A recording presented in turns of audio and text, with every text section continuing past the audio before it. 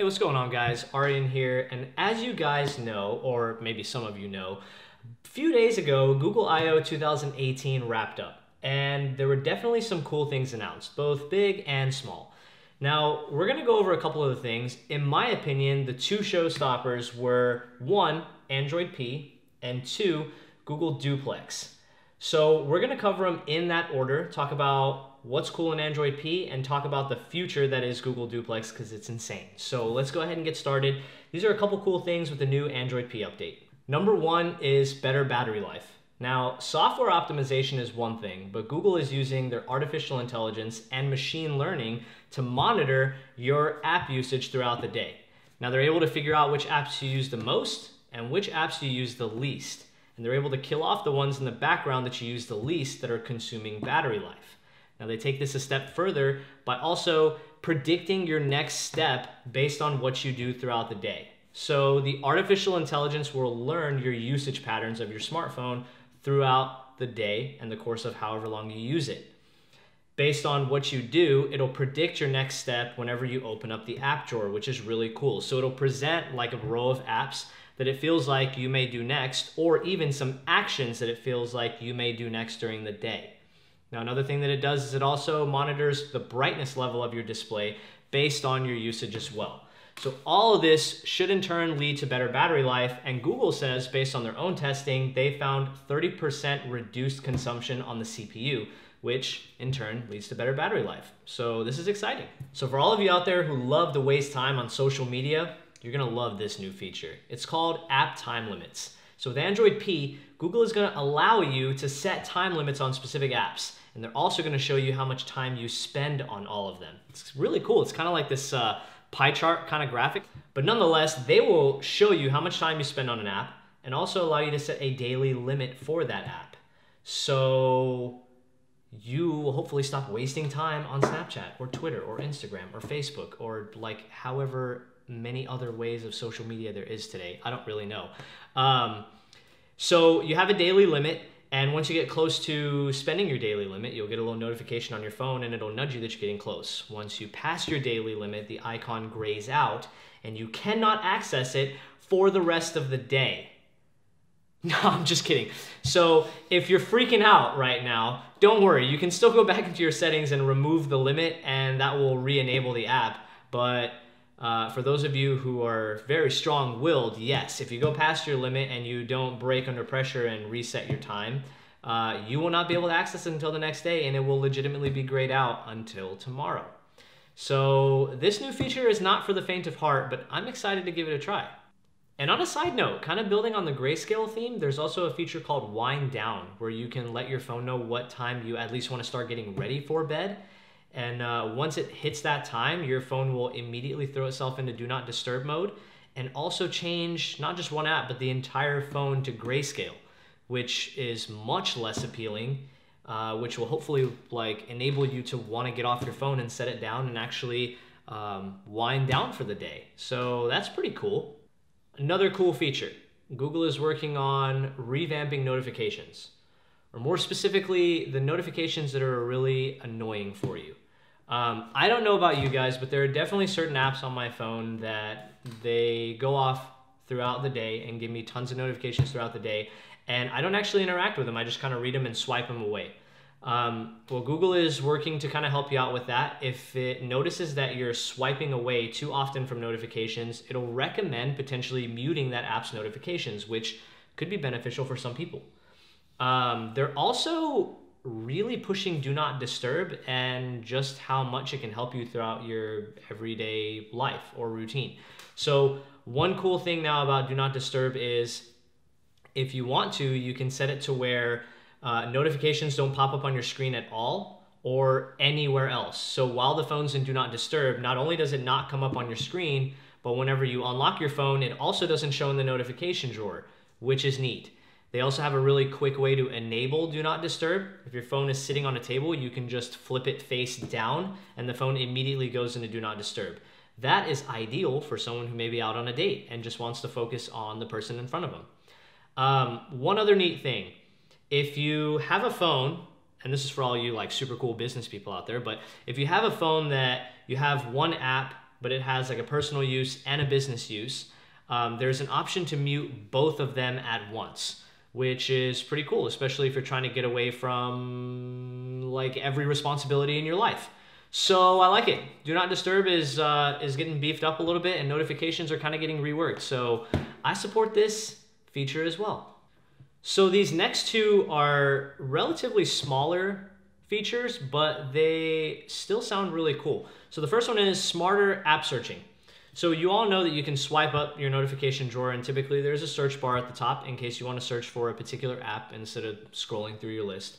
Now they have smarter search results. So you search for an app, but it'll bring up the app, but it'll also bring up specific actions that you do inside that app.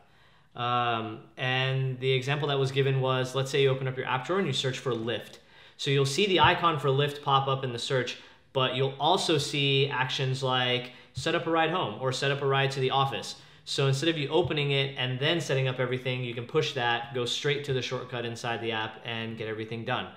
It's almost like 3D touch without you having to actually force press the screen, which is cool. And the next one is screenshot editing. So for those of you that have iPhones, you're familiar with markup. When you take a screenshot, you can annotate it, make notes on the screenshot, things like that, save it, send it to other people. Essentially, that feature is also coming to Android P, which in my opinion is a bit overdue, and I'm excited to see that make its way over as well. Okay, this next one is, man, this next one is controversial. Android P is going to introduce gesture-based navigation to Android.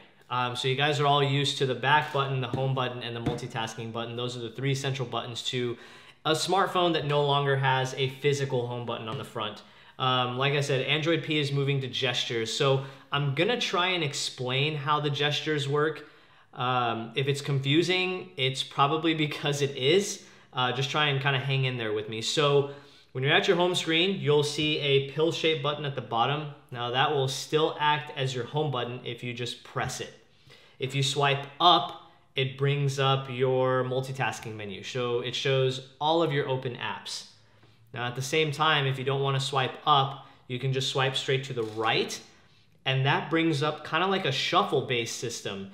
Your finger remains on the pill, and you can move left and right to seamlessly switch back and forth between apps. You don't have to actually let go of your display to switch back and forth between an app. So you swipe up to multitask, or at least open up your apps. You swipe up one more time, and that brings up your app drawer. Now, you still have a back button, but only for apps that support it. So maybe in your settings, for example, if you go into the Wi-Fi menu, but you want to go back to the main menu of settings, you'll have that back button there. But it won't necessarily be there whenever you're at your home screen. I hope that made sense. I know some of you are not going to like this because, I mean, I personally enjoy the fact that my phone has the virtual buttons on the bottom. But I also have an iPhone 10, and I enjoy gesture-based navigation as long as everything has a natural flow to it. So it's going to be really interesting to see how gesture-based navigation evolves as Android P gets more software updates. I don't want to say it's like iOS, but I know a lot of people out there will feel that way. Either way, I'm excited for it, and you know, we'll kind of see how it goes. Okay, so I think we're good with Android P. Now we're really going to talk about where things get crazy.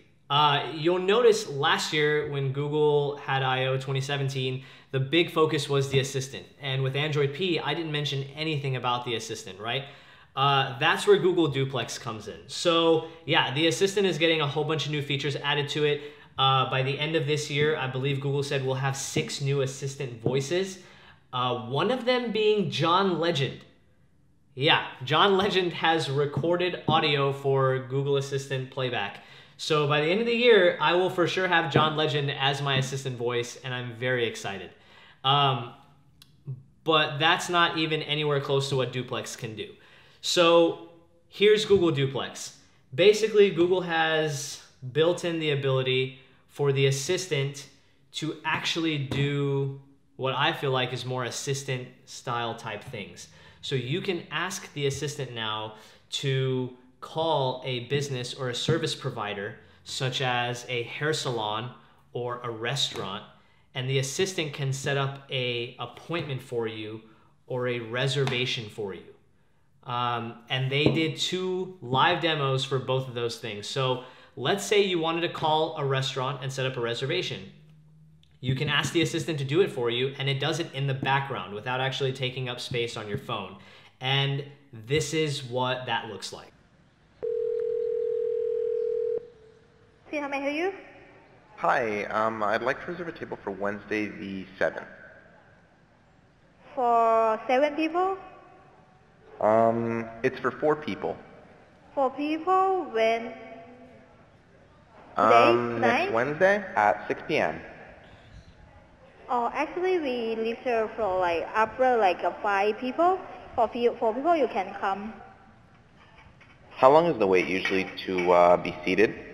For when, tomorrow or weekday or? For next Wednesday, the 7th. Oh no, it's not too busy. You can come for 4 people, okay? Oh, I gotcha. Thanks. Yep. Bye bye. Okay, so couple things. The human element with the assistant now is so unreal, it's not even funny. When you listen to that assistant make that phone call, it doesn't even sound like a virtual assistant. It sounds like a person. And the thing that got me the most whenever I listened to it the first time, the assistant says in the call as like a place creator in between a sentence. So it makes a call and it says, "Can I do whatever?" That really makes it seem like you're talking to a person on the phone. Another thing, when you're asked to hold, or when the assistant's asked to hold, it responds by saying as if it acknowledged what you just asked it to do, and it responded to it in a way that adds a real human element. I'm astounded, but that's just one example. Let's say my mom had a Pixel and she wanted to call a salon and set up just a basic haircut appointment, just an appointment to get her haircut. This is what that would sound like. So how can I help you? Hi, I'm calling to book a women's haircut for a client. I'm looking for something on May 3rd. Sure, give me 1 second. Sure, what time are you looking for around? At 12 p.m. We do not have a 12 p.m. available. The closest we have to that is a 1:15. Do you have anything between 10 a.m. and 12 p.m.? Depending on what service she would like. What service is she looking for? Just a woman's haircut for now. Okay, we have a 10 o'clock. 10 a.m. is fine. Okay, what's her first name? The first name is Lisa. Okay, perfect. So I will see Lisa at 10 o'clock on May 3rd. Okay, great. Thanks. Great. Have a great day. Bye. So the assistant tried to get an appointment at 12, could not get the one at 12, and instead sets one up for 10. And throughout that conversation was able to fully respond to the person on the other end of the line. And not only that, provide a name for the reservation as well. Now, there are obviously a couple questions that stem from this, like if the assistant's successful in making you an appointment or a reservation, how is it going to let you know on the phone? Like, is it just going to pop up and say, "Hey, so it's confirmed, I'm adding it to your calendar"? Actually, that's probably what it would do. That would actually make sense. So, hey, we might have actually solved that problem. Google, hey, call me if you guys need some help with your development, okay? I got you guys covered. But still, it's scary, right? Because these are just 2 examples. You could, let's say this technology goes really far, right? And obviously, it's still in early stages. I don't expect really like this kind of stuff to come out for at least another year or 2. But let's say it goes really far, and I don't know, like my mom calls me one day and I just don't feel like talking to her. So like what if there's a feature one day that allows the assistant to pick up phone calls for you? You don't even have to talk to anyone anymore, right? Like if it answers the phone for you, understands contextual conversation, has a legitimate conversation, and then has a way of logging that, You don't ever have to take a phone call ever. You can just look at the logs and figure out what was said and go from there. I'm coming up with features on the fly. Google, give me a call. Give me a call. But guys, this is crazy. Even if this comes out in 2 years, it'll be 2020, but it's gonna be like we're living in 3020. It's the future. It's here. It's now. It's happening. And according to Google, they're launching duplex this summer.